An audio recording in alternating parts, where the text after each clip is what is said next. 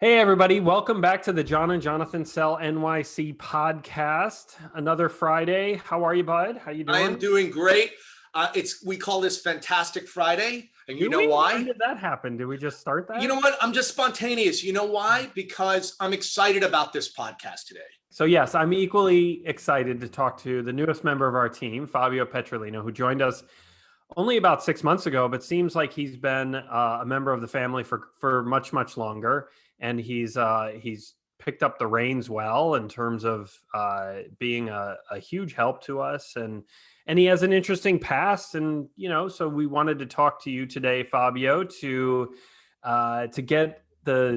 get your story out there like we did with TJ last week. So welcome, good to see you Thank you. as Thank you always. very much. Good to see you guys as well. And you're always rocking a great outfit. So, always something that can be counted on is that you're dressed impeccably, which is one of the things that we loved about you. And it goes well with your aura.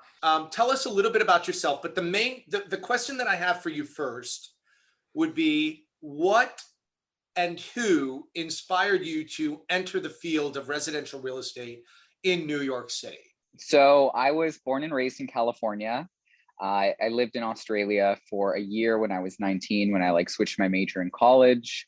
I don't know if I told you guys, but I was actually going to school for medicine. It's going to be like an EMT paramedic, which I don't have the biceps for. So I'm glad that it didn't work out anyways. But I was doing my ambulance ride-alongs and just had a bad experience, had to switch my major. So I moved to Australia to go find myself, and ended up going to school for business. And I worked in the luxury fashion industry for quite some time. And once I realized I was kind of at the top of where I wanted to be, I was like, all right, where am I going to take my sales skill set to the next level and really advance in my career? Can you tell us, I just want to interrupt you 1 second. Can you tell us which area of high-end fashion you were in? What did you actually do? I think it's important for the audience. Of course, yeah. So I started off first as a stylist at Michael Kors as a sales assistant, and then got promoted really quickly and was one of the top performers in the store and in the region. And then from then on, it kind of just spiraled. So when I was in Australia, I started working for Louis Vuitton, and that was my first introduction to high-end fashion. And then came back to San Francisco, worked for Barney's. I was a brand ambassador for Saint Laurent for 4 years at Neiman Marcus. And then when I decided I wanted to move to New York, being that Neiman Marcus is the sister company for Bergdorf Goodman, I did such a good job for them there that they decided to move me over to be the brand ambassador for Celine. So it was kind of a mix between a salesperson, but also kind of running the entire business within the store. So being the face of the brand, embodying the brand, doing product knowledge seminars. So it was a glorified leadership role, if you will. So your last job here in the city prior to getting into real estate was at Neiman Marcus? Bergdorf Goodman was the last one. But then I was at Chanel for quite some time at Bloomingdale's. But it was interesting because going back to my past with medicine, when I had left Chanel, I was like, all right, I'm at the top. I kind of feel like I want more now. And, where can I go? So I wanted to blend my interest in medicine with my sales skill set and do medical sales. So I wanted to go into pharmaceutical sales and all that stuff. And I worked for Laser Away for quite some time doing their just general sales. So selling non-invasive cosmetic surgery. So Botox, laser, fillers, all that stuff, really working the face to be the money maker here. Discount? No, but they threw in some stuff for free. But it was a job that I thought was going to be really interesting and was going to be a good segue into pharmaceuticals. But deep down inside, I didn't really just feel right doing it. There was a lot of really young women that would come in with photos and they wanted to change their appearance, and I would go home and I just wouldn't really feel right. I was kind of unhappy there, and I felt a little thrown off because I'm so guided by my instincts, and I took this leap of faith, and usually my instincts haven't really failed me. And during that time, I met someone who was doing real estate on the side, And I think she was working for Bond. She's like, you're really good with people. Like, why don't you get into real estate? And I've been told that before, but it's such an intimidating industry to get into, especially in New York City. And I think I was just so unhappy at the time with where I was that I just had this visceral instinct to just go all in and pursue it. So the same day I bought my course online and took some time off to get my license, and then got hired at Corcoran the day before New York shut down for COVID. Well, it's, and you worked for another agent prior to joining our team. Yes. So I worked for a few other agents. I worked for one agent who had a pretty big business in Brooklyn. And he put me on a few of his new development projects, but the listings were still sort of under construction. And it was rather difficult for me to like have to go out to Brooklyn just to be there for like a few hours. So I was looking for new opportunities, and then worked for another agent in our old office, and met you guys in passing, and the rest is history. Yeah, as it's happened, it happened very similarly with TJ. We just met you organically. And I think, John, you met Fabio first, or Correct. Daniel actually met Fabio basically first. next door to us. Right. And then Daniel and I had met you. I introduced myself to you, and then I introduced Daniel to you.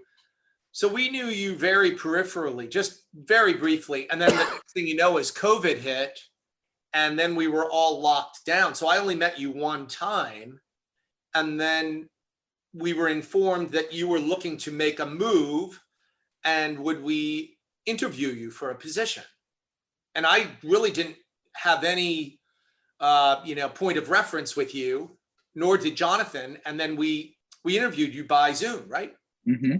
I actually feel like I'm being interviewed again. It's kind of funny. We're talking about the structure of the business, and we just wanted to sit down and, see what it is that you do for us. I think my connection's acting up. I'll be right back, you guys. Well, no, we were talking about this before. Your transition from, especially the ultra luxury sales that you did at Bergdorf Goodman and Louis Vuitton and, all the big names that you worked with.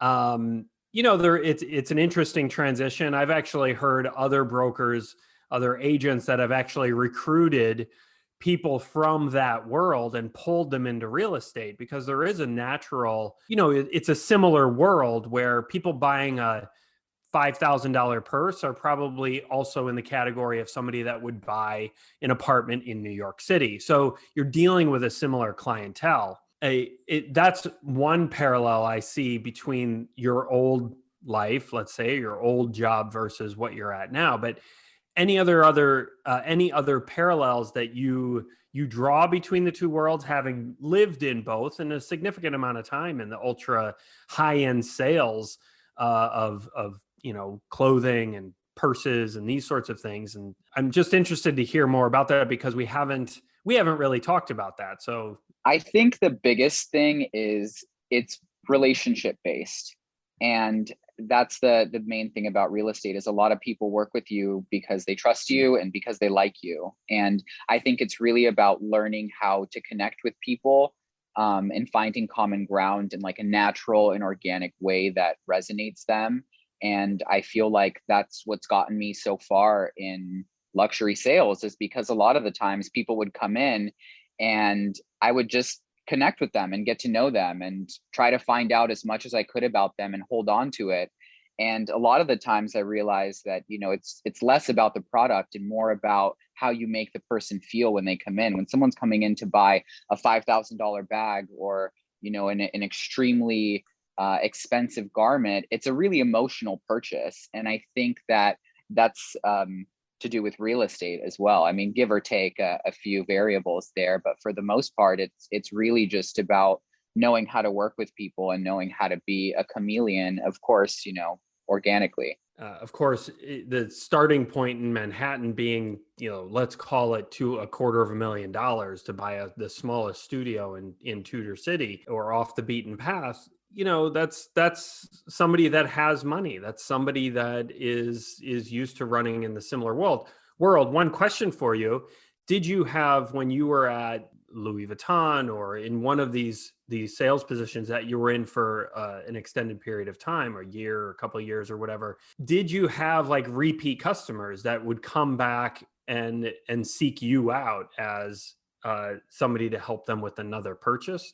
Yeah, I had a lot of repeat business. A lot of them were clients that I would meet that were just coming in and visiting, and then I'd follow up with them and I would just send them stuff over the phone. And part of the reason why I was able to pretty much just be like copy pasted to Bergdorf Goodman was because I would be able to continue to run my business and hold on to my book in California, being that they're like the same system, the same company, and still be able to retain that. So I would say like 50% of my business was all repeat, and then the rest was walk-in. San Francisco is not really like a shopping destination, so you would have to rely heavily on that. But yeah, I think that was definitely like, what's gotten me so far in retail. Well, that's interesting. I mean, I listen, I don't buy a lot of ultra luxury handbags and things. Like, I've gotten my wife a few things, but that makes sense. And that's a parallel that I didn't even think about. Like, or you treating that as a relationship business, which is exactly what John and I have always treated our business as, is a relationship business. And if you treat each relationship and each person within that relationship, everybody that you interact with the right way, the business will follow. So it is a natural progression to get to real estate, and a great parallel. So Yeah. What would you say, Fabio, is your favorite part of selling residential real estate? What I love the most about the job is that each day is different. So I'm not doing the same exact thing every day. I'm meeting someone new. I'm connecting with someone. I'm discovering a part of New York that I've never discovered before, going to a new apartment. It keeps the job really fun and exciting because, as I'm sure you guys know, it is a lot of hard work and we do work 24/7. But having that sort of like spontaneity, I think for me just makes it so much more enjoyable, because you never know what you're going to get. And what would you say, what was the biggest surprise to you having, and because I know in your previous positions, like one working on newer development, new development buildings, more of like an assistant sort of role. Now you're out in the field. I mean, it seems like I see your initials in our calendar more than anybody else's. But, being out there in the field most of the time, any big surprises or what, that jumped out at you as you have now being in it with us, 6 months, let's call it. Anything surprising there? I think what surprised me the most is like all of the different things that we're juggling all at once. I knew that it was a really like multifaceted industry, but like until I really was like thrown out there and started to really get my feet wet, was when I realized that like a lot of people have this idea of real estate that like we just open doors and there's really not a lot going on behind the scenes, from what they see just portrayed in like the media, that there's a lot of things that we're juggling at the same time, a lot of different fires. Like I had a friend ask me the other day and she's like, so what's it like working in real estate? And I was like, well, it's a lot of fun, but just imagine cooking in a kitchen and there's like 3 different things on fire, but like, 2 other things that you're trying to like prepare at the same time and like trying to get the meal ready all at once. But again, it's like, it's the stress of the job that like, keeps you motivated and makes it worth it at the end of the day. So I think it's like just all of the things that we have to juggle on a day-to-day basis just to make sure that our business is on track. I guess my final question to you would certainly by no means to put you on the spot. What would you say is one of your most favorite things about working with Gazdaska Conlin? Just the overall energy of the team. I just feel like we have so much fun working together. Both of you guys are not only, amazing brokers, but like really, really nice people. And I feel like not only do I learn so much whenever we spend time together, but like I can't stop laughing. And I just think that you guys have built such a fun, enjoyable, yet reputable brand that like I just feel so lucky to be a part of. I mean, I was gone in California and I was like, I missed you guys. I really did. I was like, I can't wait to get back and start working. Like the fact that I wasn't talking to you a couple times a day or like checking in with Jonathan. I was like, this feels so foreign. Like, I know I've only been a part of the team for 6 months, and not to get sappy on you guys, but like I really feel like we are a little family. So I would definitely say that working with you is the best part of this job for me. Well, I would say the feeling's mutual. As I opened it, I said, it feels like you've been in our lives a lot longer and than the 6 months, and we're thrilled to have you and feel the same way. And I know we have a long path ahead of us to keep this thing going, because it's great to see you growing into the business and getting answers to those questions and logging them in and learning and building off of it. So the feeling is certainly mutual. And I know especially that I missed you because I had to do an open house for a rental. Everybody has to have their time off. And that's one thing that we, as you said, this is a 24/7 hour job, 24 hours, 7-day a week job. You have to take that time off. So we're happy to give it to you and glad you could get out, because you are a workhorse just like everybody else on the team, and certainly pull your weight. And we're appreciative of that. We're appreciative of you, and of course every nice thing that you said about us is always welcome. So, and there were 3 things that I absolutely think are so important and that you embody, which is, like Jonathan said, your work ethic. You are extremely focused and professional and serious, and you take your work very, very, very seriously. You don't embody just opening doors. If you don't know something, you do ask the questions that are needed to be asked, and you take ownership. So also when you're a man of your word. So when I say that, when you say you're going to do something, we have the peace of mind that it is going to be done. You bring a sense of humility to your work where you're not afraid to get down and messy in the project. So Fabio, seriously, you are a wonderful addition to our team. Thank you. And we hope that you are going to be with us for many, many, many years to come. And you guys are stuck with me for life. Sorry to cut you off, but I love that. Just putting that out there. I'm serious. Telling me that because you're my retirement. You're a joy to work with. And thank you so much for coming on the John and Jonathan Sell NYC podcast. You guys are awesome. Thank you all for watching. And we'll see you right back here next week. And when we have Daniel Ciampoli on. Have a great weekend. Be healthy, safe, and most of all, remain in gratitude. See you next week, everybody.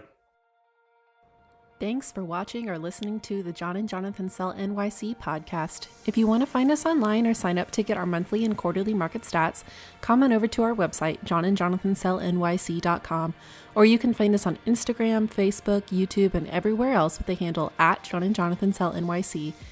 If this show was entertaining, helpful, or informative, consider telling friends and family or leaving us a review on Apple Podcasts. Those are some of the best ways of supporting our efforts, and we would greatly appreciate it. Thanks again for tuning in. We can't wait to share what's coming up next. Be sure to subscribe to the podcast to make sure you don't miss our next episode, and we'll see you next time.